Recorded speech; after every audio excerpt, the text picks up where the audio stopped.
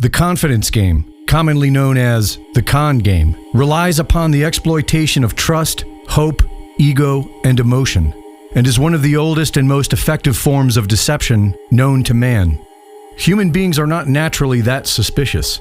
Starting in childhood, most are conditioned to trust and cooperate with one another. And we are hardwired to look for patterns that confirm our beliefs rather than challenge them. We are also more inclined to stick with our decisions, even when new, contradictory evidence arises. Some people live their entire lives oblivious to this. Some learn to rise above it, and others take advantage of it. According to psychologist Maria Kornikova's landmark study on the subject, there is a choreography that con artists have refined over centuries. The put-up identifies the mark. The play is when an emotional connection is built by mirroring the mark's values and gaining their confidence. The rope, the tail, the convincer, and the breakdown are various levels of getting the mark so emotionally invested that they begin to persuade themselves and rationalize away any doubt that may arise. The touch is the final grift, and the blow-off and fix is when the con artist exits. Rather than deal with the humiliation, the mark rarely reports what happened. The con game often uses fake participants, known as shills, to create the illusion of social proof. If others are participating, it appears more legitimate. People are more likely to join what looks to be the winning team. And most humans are demonstrably fooled over and over again by someone acting in a confident manner with impressive credentials and wearing expensive clothing. Most humans see this as somehow being trustworthy. But you don't have to be stupid to fall for the con. Studies show us that the victims of the con game are often successful and highly educated. The more intelligent the victim, the more complex they can rationalize away the red flags. The most susceptible to falling victim to the con game are those experiencing stress, loneliness, and isolation. Donald Trump's mentor, Roy Cohn, understood this better than most.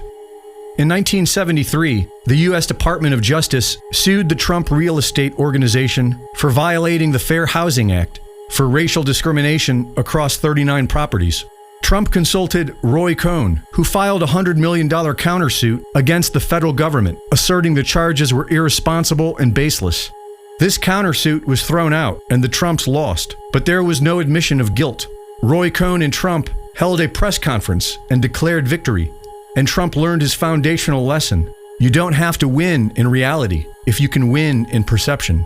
From 1973 until 1986, Trump and Cohn spoke 15 to 20 times per day, every day. Cohn advised Trump on real estate deals, marriage, and media strategy. The unwritten rules that Roy Cohn helped instill into the character of Donald Trump are 1. Never apologize, never admit wrongdoing. 2. Always counterattack and hit back harder. 3. Use the legal system as a weapon. 4. Manipulate the media. 5. Use fear as both shield and sword. And 6. Build a fortress of loyalty and punish disloyalty absolutely.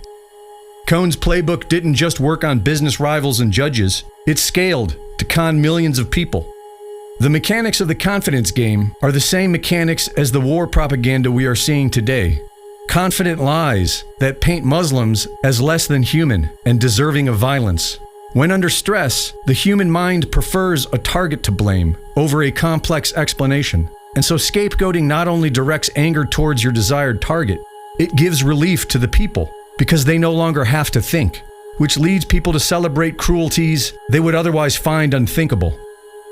Mark Twain famously said, "It's easier to fool people than to convince them that they have been fooled." Humility is a superpower that many people don't seem to fathom. The MAGA con worked because there are serious systemic problems with the US government. And if you were conned by this, it is not a weakness, but ignoring it is. The most sophisticated people in history have been conned, and the most effective defense against the con is understanding the mechanics of your own mind and emotions. Greg Reese reporting.